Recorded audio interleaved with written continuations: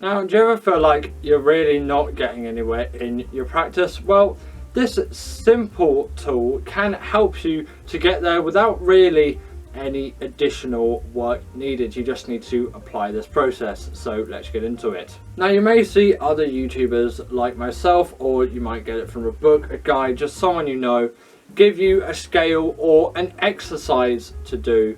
And while great, and they can teach you a lot, they're perhaps limited, as what works for some people may not work for others, and may not work in the best way for you, and might not be the thing which you really need to work on the most now. And I want to talk about customized practice. As you've probably seen from the title of the video, you know what this is. But how do you customize your practice? And there's sort of two stages to this, or perhaps three. The first is realizing that you have a problem that you need to fix, and getting to that stage is usually pretty simple. As musicians, there's always something which you're like, I need to work on that, and it's finding the problem and identifying it, which is that first stage. So identifying is the first thing which you need to do. When you go to your instrument, do you think, my fingers are just not in the right position? Am I not using this hand correctly? Am I plucking the strings up instead of pressing them down? Do I not have good, bass fingering technique? Am I getting buzzy frets? Can I not play as fast as I want? Am I not playing consistently when I'm playing fast? All things like that can be issues, and you want to identify what the problem is. And then, instead of just leaving it there, I want you to take that thing, which, let's just say for this video, you find you're really struggling with your hand position on the fingerboard. So you want to look at your hand position. Let's say your hand position is like this. For instance, your thumb sort of wrapped over the top and your fingers are all pretty bunched together like this. Not a great hand position, you'd probably admit, but leaving it at, oh, my hand position's bad, is not what you want to do. You want to have an active mindset as a musician. I hate the word, but we're going to have to go with it.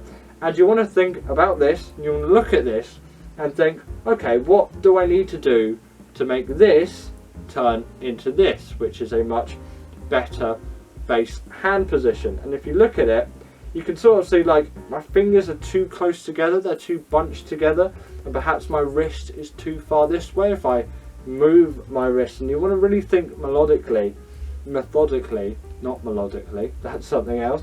And then you want to put my first finger on the first fret, for example, and I'm going to move my pinky to the fourth fret. Use your other hand just to move it around if you've got the same issue, and sort of move your fingers into place over, and then think, okay, maybe I don't want that. And then move your fingers in. That is a little bit of a stretch, 4 frets, so I'll perhaps do 3 frets, and I'll keep my pinky on my 3rd fret. I'll use my 2nd finger there, and I'll just keep my middle finger like that, because I don't really tend to use it down low. And then think, okay, what does this hand position feel like? What does it look like? Then test it out. How do your fingers move under this hand position? And if you're still not getting it, then just take your hand off, wiggle it around, and put it back on again, and sort of keep trying through. You want to identify the issue, essentially. You want to find a solution for the issue, because now you've identified what it is, in this case bad hand position.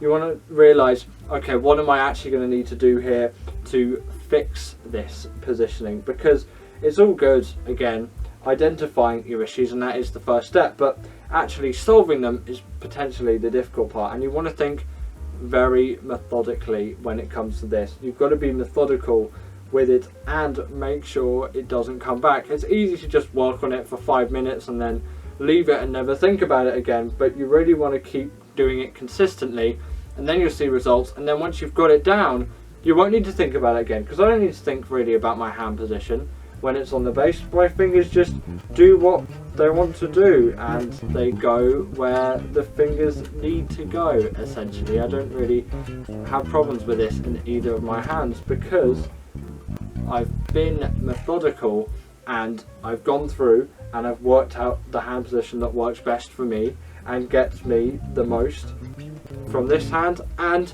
from this hand. And from that, I've been able to, initially find something that is an issue to me, find something which I need to improve on, and then I've methodically gone through on how I need to solve this, and you need to customize it for yourself. But also, it's not necessarily always, you know, bad technique or something like that, because once you get further up and you've got the good technique and the foundations, this is great for use on things like scales. So for instance, you could be learning this lick over B flat minor, but you do want to actually apply this to some extent, and you've got to apply it to something within your own context. So if I think of something which is B flat minor, or it could be B flat 7 sharp 9, I could do this over the second bar of Misty.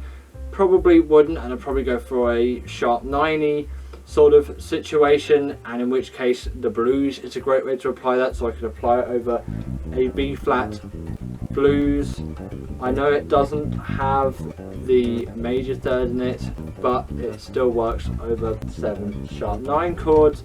I could apply that over the blues and then use that blues language essentially and get forward on that. You sort of have to customize the applications to you as well, but also the exercises, because you have to identify the issue for you and find an exercise which works for you and gets you results. You know, endlessly playing C major scales perhaps isn't going to get you where you would get otherwise if you perhaps customized your, you know, your scale practice and your other practices. Like if you know C major scales, you can stop doing C major scales and you can think of maybe C major chord tones, and you could do 1, 3, 5, 7 and think about minor stuff, and you could think about dominant 7 on top of it as well, and you could even do minor major as well. There's all kinds of options for things like this, but you have to first find your issue, then you have to work a way on how to fix the issue, and then also potentially in later stages, if you want to work on something, you want to practice something and you need an exercise for it, like write your own exercise. You can even write your own tunes, write your own etudes, whatever, and then from that you can customize what you do into that, and then it can become as effective as possible for you. As you do this more, as well as you develop more as a player, you'll understand you more as a player and what works for you and what doesn't work for you. It all takes trial and error, so you know, just try some things, see what works, see what perhaps doesn't work so well, and just experiment really, and over time you see what works and see what doesn't work, and see the benefits of this customized practice as well. It's great looking at other people and, you know, listening and transcribing and all stuff from other people. It's great to customize your own practice geared to you, because that is ultimately how you're going to make the most progress, and you can always be interested in the practice that you're doing as well, which I think is rather important. But that's it for today's video. I hope that you've enjoyed, and I'll see you all in the next one. Bye!